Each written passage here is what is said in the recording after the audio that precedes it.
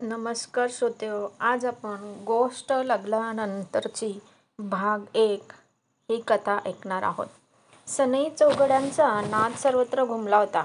मोठा आलिशान लग्नाचा हॉल पाहुण्यांनी गजबजून गेला होता. पार्किंग लॉट पण गाड्यांनी भरून गेला होता. नावाजलेले उद्योगपती श्रीधर सर देशमुखांच्या एकुलत्या एका मुलाचं अर्णवचं लग्न होतं आणि तेही त्यांचे खास मित्र विजय सरपोतदार यांच्या मुलीशी, अंकिताशी. अंकिता विजय सरपोतदारांची एकुलती एक लाडकी लेक होती. बरेच नामांकित मंडळी लग्न सोहळ्यात सामील व्हायला आले होते. श्रीधरराव पाहुण्यांच्या आणि मित्रांच्या गाठीभेटी घेण्यात व्यस्त होते. इकडे विजयराव पण त्यांच्या पाहुण्यात गुरफटून गेले होते. आज दोघे खास मित्र व्याही होणार होते. या गोष्टीचा आनंद दोघांच्या पण चेहऱ्यावर स्पष्ट दिसत होता.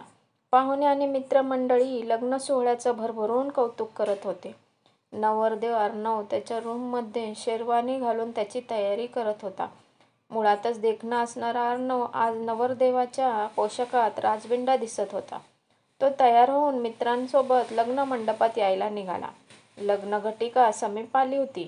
गुरुजींनी माईक हातात घेऊन पुकारलं, मुलीचे मामा वधूला घेऊन मंडपात यावे. थोड्याच वेळातच नवरदेव अर्णव पाटावर येऊन उभा राहिला. गुरुजींनी पुन्हा एकदा माईक हातात घेऊन पुकारलं, पण अजून वधू आली नव्हती.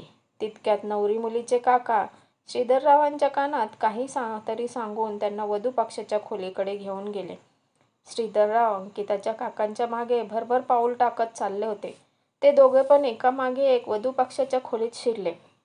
विजय सरपोतदार डोक्याला हात लावून एका कोपऱ्यात खुर्चीत बसले होते. अरे विजय, काय झालं? तू असा का बसला आहेस? श्रीधर देशमुखांनी काळजीने विचारलं. विजयरावांच्या तोंडातून शब्द फुटत नव्हते.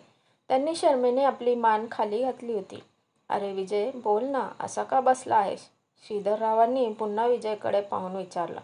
तितक्यात बाजूला उभा असलेला त्यांचा धाकटा भाऊ श्रीधररावांकडे पाहत म्हणाला, अंकिता नाही आहे. नाही म्हणजे? श्रीधररावांनी न समजून विचारले. म्हणजे अंकिता तिच्या खोलीत नाही. तिला आम्ही खूप शोधलं, पण ती कुठेच दिसत नाही आणि ती कुठे गेली आहे ते कोणाला काहीच माहीत नाही. अंकिताची मैत्रीण आरोही पुढे होऊन श्रीधररावांना सांगत होती. श्रीधरराव हे ऐकून मटकन बाजूच्या खुर्चीत बसले. विजय तर आधीच डोक्याला हात लावून शून्यात नजर लावून पाहत बसला होता. अरे विजय, पण अंकिता कुठे गेली असेल हे तुला पण माहीत नाही का? वहिनी, तुम्हाला तरी काही माहीत आहे का? वहिनी, अहो, तुम्हाला काही ठाऊक असेल तर बोला पटकन. तिकडे गुरुजी माईकवर पुकारा करतायत. श्रीधरराव वेड्यासारखं त्या दोघांकडे पाहून प्रश्न विचारत होते. पण आई वडिलांना कोणालाच माहीत नव्हतं अंकिता कुठे गेली आहे ते. आरोही, तू पाहिलंस का ग माझ्या अंकिता जाताना? ती तुला तरी काही सांगून गेली का ग ती? अंकिताची आई आरोहीच्या जवळ जात तिला विचारत होती. काकू, मी पण पाहिलं नाही. पण मी जेव्हा रूममध्ये गेले तेव्हा अंकिता कुठेच दिसत नाही. म्हणून मी तिला शोधतच होते की एवढ्यात माझा फोन वाजला. पाहते तर अंकिताचा होता. मी पटकन फोन रिसीव्ह केला आणि तिला कुठे आहेस म्हणून विचारलं. ती पलीकडून म्हणाली की आई-बाबांना सांग मी ठीक आहे. माझी काळजी करू नका आणि माझा शोध घेऊ नका. एवढंच बोलून तिनं फोन कट केला. मी पुन्हा तिला फोन केला तर आता तिचा फोन लागत नाही. आरोहीनं घाबरतच सर्व सांगून बाहेर निघाली. थांब पोरी, श्रीधररावांनी तिला थांबवलं. दोन्हीकडच्या मंडळींना आता टेन्शन आलं होतं. एवढी सगळी मातब्बर मंडळी लग्न समारंभाला आली होती आणि अशातच त्यांना समजलं की नवरी मुलगीच गायब आहे तर दोन्ही घराण्यांची खूप नाचक्की होणार. या भीतीने त्या दोघींना काहीच सुचत नव्हतं आणि या खोलीच्या बाहेर ही बातमी जाऊ नये म्हणून त्यांनी आरोहीलाही घराच्या बाहेर जाऊ दिलं नाही. अजून तर त्या खोलीच्या बाहेर ही बातमी गेली नव्हती, पण अजून थोडा वेळ गेला तर ही बातमी सगळीकडे वाऱ्यासारखी पसरेल आणि बाहेर जर सर्वांना ही गोष्ट समजली तर दोघांनाही जगात तोंड दाखवायला जागा राहणार नाही. या विचारानेच श्रीधररावांच्या काळजाचा थरकाप झाला. एवढे वर्ष मेहनत करून नाव कमावलं आहे ते एका झटक्यात धुळीला मिळेल. अरे विजय, असं डोक्याला हात लावून काय बसला आहेस? पुढे काय करायचं आता तूच सांग. श्रीधरराव आता विजयवर आपल्या दोस्तावर आवाज चढवत म्हणाले. मित्रा, माझं डोकंच चालायचं बंद झालंय रे. मला माफ कर. माझ्यामुळे आज तुझ्यावर ही वाईट वेळ आली. विजय श्रीधररावांची त्याच्या पुढे हात जोडून माफी मागत म्हणाला. अरे बाबा, माफी वगैरे ते बाजूला राहू दे.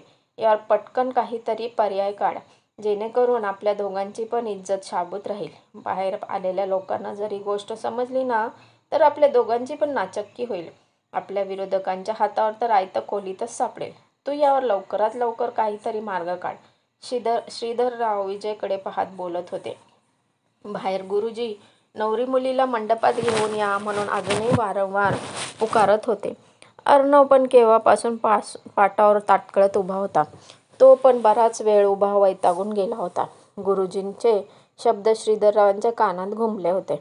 विचार करता करता त्यांची नजर आरोहीवर पडली. ते कसला तरी विचार करत तिच्याकडे पाहत होते. आरोही पण दिसायला सुंदर होती. रंगाने गोरी, नाकी, डोळी नीटच चारचौघीत उठून दिसण्याजोगी होती. आरोहीच्या लक्षात आलं की काका तिच्याकडे पाहताय. ती मधीच अंकिताच्या आईला म्हणाली, काकू मी जाते बाहेर, मी नाही कोणाला काही सांगणार. तितक्यात दरवाजा टकटक झाले. विजयरावांच्या धाकट्या भावाने पुढे होऊन दरवाजा उघडला. आरू केव्हाचा शोधतोय तुला, आणि तू इथं काय करतेस? आरोहीचे बाबा आत येत तिला म्हणाले, अहो बाबा तुम्ही कशाला मला शोधत आहात, असेही जरा दबकतच बोलले. अगं ते गुरुजी नवरी मुलीला बाहेर घेऊन या म्हणून पुकारत आहेत. कोण बाहेर येत नाही म्हणून मी इकडं आलो. तू पण मला बराच वेळ दिसली नाहीस म्हणून मी तुला शोधत इकडे आलो. आरोहीचे बाबा सर्वांच्या चेहऱ्यावरून एकवार नजर फिरवत म्हणाले, अहो बाबा. आरोही पुढे काय बोलणार एवढ्यात अंकिताच्या आईने तिला मध्येच थांबवले. काय झालं? तिचे बाबा प्रश्नार्थक नजरेनं सर्वांच्या चेहऱ्याकडे पाहून विचारत होते. अहो इथे अंकिता कुठे गायब झाली हे कोणालाच माहीत नाही, आणि तिनं तुमच्या मुलीला फोन केला होता आणि तिनं तिला पण नीटसं काही सांगितलं नाही. श्रीधरराव आता वैतागून बोलत होते. आरोहीचे बाबा पण हे सर्व ऐकून स्तब्ध झाले. श्रीधरराव बसल्या जागेवरून उठत आरोहीच्या बाबांच्या दिशेने जात त्यांना म्हणाले, हे पहा मिस्टर, काय नाव तुमचं? म्हणून त्यांनी आरोहीच्या बाबांकडे प्रश्नार्थक नजरेने पाहत विचारले. माझं नाव जयवंत शिवलकर. तिच्या बाबांनी आपलं नाव सांगून श्रीधररावांना स्वतःची ओळख करून दिली. जयवंत साहेब, इथे आमच्यावर काय परिस्थिती ओढवली आहे ती तर तुम्ही पाहतच आहात. तुम्ही आमच्यावर एक उपकार करा. श्रीधरराव बोलता बोलता मध्येच थांबले. आरोहीच्या बाबांच्या चेहऱ्यावर मोठे प्रश्नचिन्ह उभं राहिलं. हे माझ्याशी असं का बोलत आहेत, या विचारात ते पडले होते. एक दीर्घ सुस्कारा टाकत ते पुढे म्हणाले, जयवंत साहेब, आता आमची इब्रत तुम्हीच वाचू शकता. म्हणजे साहेब तुम्ही हे हे हे काय बोलत आहात? आरोहीचे बाबा अडखळत म्हणाले, हो म्हणजे मला असं म्हणायचं आहे की तुमच्या या गोड मुलीचं आमच्या मुलाशी अर्णवशी लग्न लावून द्याल का? श्रीधरराव कशी तरी शब्दांची जुळवाजुळव करत जयवंतरावांना विचारत होते. अहो साहेब, हे काय बोलताय तुम्ही? तुम्ही कुठे आणि आम्ही कुठे? तुमची आणि आमची कशी बरोबरी होईल? तुमचा आणि आमचा कसा ताळमेळ बसेल? उगाच कशाला गरिबाची चेष्टा करताय? तिचे बाबा श्रीधररावाकडे पाहत म्हणाले. आरोही तर त्यांचं बोलणं ऐकून शॉक लागल्यासारखी स्तब्ध झाली. अहो बरोबरीचं काय घेऊन बसलाय? आता आमच्यावर जी वेळ आली आहे त्यातून तुम्हाला कोण वाचू शकेल का? नाही तर या खोलीच्या बाहेर जर ही गोष्ट गेली आमची नाचक्की होईल. हो, तुम्ही आज आमची मदत केली तर आमच्यावर तुमचे खूप उपकार होतील. नाही म्हणू नका. मी तुमचं आयुष्यभर ऋणी राहील. श्रीधरराव जयवंतच्या पुढे हात जोडून बोलत होते. अहो पण मी असा कसा अचानक निर्णय घेऊ? अहो अजून माझ्या मुलीचं शिक्षण पण पूर्ण झालं नाही. जयवंतराव त्यांना समजावण्याच्या सुरात म्हणाले. तितक्यात पुन्हा बाहेरून गुरुजींच्या पुकारण्याचा आवाज आला. श्रीधरराव अंकिताच्या काकांकडे पाहत म्हणाले, बाहेर जाऊन त्या गुरुजींना काहीतरी कारण सांगून थोड्या वेळसाठी शांत राहायला सांगा. जयवंतराव, अहो पुढचं शिक्षण लग्नानंतर ती आमच्याकडे राहून पूर्ण करेन. मी तुम्हाला शब्द देतो, तिला हवं तेवढं शिक्षण आम्ही तिला देऊ, मग तर झालं. ते जयवंतला विश्वास देत म्हणाले, ती समोरचं आहे, तिचं मत काय आहे आपण तिला विचारूया का? आणि मी माझ्या मुलीच्या इच्छेविरुद्ध जाणार नाही. जयवंतराव आरोहीकडे इशारा करत म्हणाले. तर अंकिताच्या बाबांनी गुरुजींना काहीतरी कारण सांगितलं आणि त्यांना म्हणाले, मुलीला यायला थोडा वेळ लागेल, तुम्ही सारखं पुकारत बसू नका. त्यांनी एक वेळ अर्णवच्या चेहऱ्याकडे पाहिलं आणि तो पण वैतागलेला दिसत होता. हे पाहुणे त्यांनी तिथलीच एक खुर्ची उचलून अर्णवला बसायला दिलं. तो पटकन खुर्चीत बसला. त्याचे मित्र काकांपाकडे पाहून हसून म्हणाले, आता वहिनींना म्हणा उद्यापर्यंत निवांत आला तरी चालेल. हे बोलून एकमेकांना टाळ्या देत हसत होते. पाहुणे मंडळी मध्ये कुजबूज चालू होती. ते केव्हाची येते नवरी असली कसली तयार होते कोण जाणे. आत जाता जाता काकांच्या कानावर आवाज पडले. इकडे श्रीधरराव आरोहीकडे वळत म्हणाले, खरं तर पोरी मी तुलाच विचारायला हवं. आम्ही तुझं शिक्षण अर्धवट राहू देणार नाही. तुला जितकं शिक्षण घ्यायचं आहे तितकं तुला आम्ही देऊ पोरी. तुझ्या पुढे हात जोडतो, पण नाही म्हणू नकोस गं. तुझे आमच्यावर खूप उपकार होतील. ते आरोहीच्या पुढे हात जोडत म्हणाले. अहो काका, तुम्ही असे माझ्यापुढे हात जोडू नका हो. ती श्रीधररावांचे हात आपल्या हातात घेत म्हणाली. पण काका, तुमच्या मुलाने मला कधी पाहिलं नाही आणि मी पण त्यांना पाहिलं नाही. तुम्ही अडचणीत आहात म्हणून मी जरी हे लग्न मान्य केलं तरी पण लग्नानंतर तुमचा मुलगा मला एक्सेप्ट करेल का? आरोही श्रीधररावांना समजवण्याच्या स्वरात म्हणाली. अगं, माझा मुलगा माझ्या इच्छेच्या विरुद्ध जाणार नाही. माझा मुलगा माझ्या शब्दाबाहेर नाही. तू त्याची बिलकुल काळजी करू नको, श्रीधरराव तिला समजवत म्हणाले. पण काका, तुमच्यात आणि आमच्यात खूप मोठी तफावत आहे. मला नाही हो तुमच्या स्टेटसप्रमाणे वागायला जमणार. तुमच्या चालीरीती, तुमच्यासारखं वागणं बोलणं मला नाही हो जमणार. मी तुमच्या घरात स्वतःला पटकन मिसळून घेऊ शकणार नाही हो. आरोही पोटतिडकीने समजावत होती. आरोही, तू या सर्व गोष्टींचा विचार नको करूस. तुला आमच्यात घरात मिक्स करून घ्यायचं माझं काम आहे. ते सर्व माझ्यावर सोड. मी आहे. पण प्लीज या अशा छोट्या गोष्टींसाठी तू नाही म्हणू नकोस. काका, मला विचार करायला थोडा वेळ हवा आहे, ती म्हणाली. अगं पोरी, तोच तर नाही ना आपल्याकडे, श्रीधरराव हताश होत म्हणाले. थोडा वेळ कोण काहीच बोललं नाही. सर्वजण शांतच होते. आता त्यांची इज्जत आरोहीच्या हातात होती. आरोहीला तर हे सर्व आपल्यासोबत काय घडतंय तेच कळत नव्हतं. या लोकांना हो म्हणावं की नाही म्हणावं हेच तिला समजत नव्हतं. तिचे बाबा तर सर्व तिच्यावर ढकलून रिकामे झाले होते. त्यांचं पण बरोबर होतं म्हणा. त्यांनी तिच्या आयुष्याचा निर्णय तिनेच घ्यायला हवा असं बोलून त्यांनी तिच्यावर सर्व सोपवलं होतं. तिला श्रीधररावांची पण दया येत होती. त्यांच्यावर आलेली ही वेळ पण दिसत होती. पण त्यांच्यावर आलेलं संकट पाहून मी हो म्हणाले आणि माझ्या या निर्णयाचा पुढे जाऊन मला आणि माझ्या आईवडिलांना, माझ्या कुटुंबाला त्रास झाला तर मग? तिचं डोकंच चालत नव्हतं. तिच्या मनाची द्विधा मनस्थिती झाली होती. तेवढ्यात अंकिताची आई तिच्याकडे पाहून म्हणाली. आरोही, तुझं आता आमची इब्रत वाचू शकतेस. मी एक अभागी आई तुझ्यापुढे हात जोडते गं. नाही म्हणू नको गं. माझी मुलगी असा विश्वासघात करेल असं मला स्वप्नात पण वाटलं नव्हतं. प्लीज आरोही, आमच्यावर आलेल्या संकटातून तूच आता आम्हाला वाचू शकतेस. तू जर हो म्हणालीस तर तुझे आमच्यावर खूप उपकार होतील.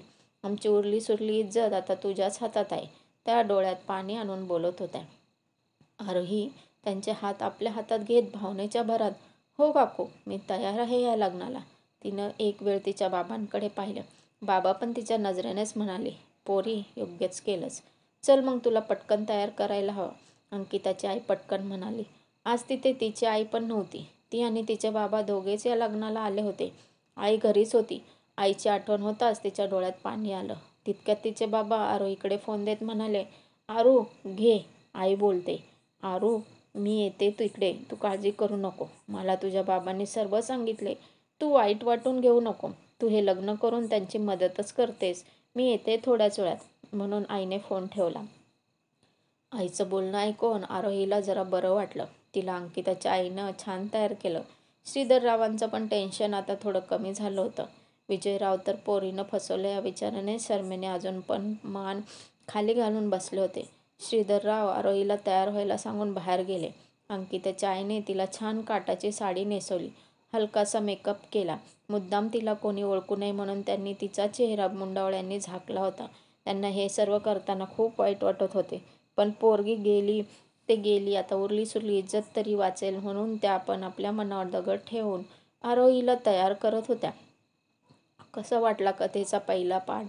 कमेंट करून नक्की सांगा. पुढे छान छान भाग वाचायचे असतील तर पटापट कमेंट करा. धन्यवाद.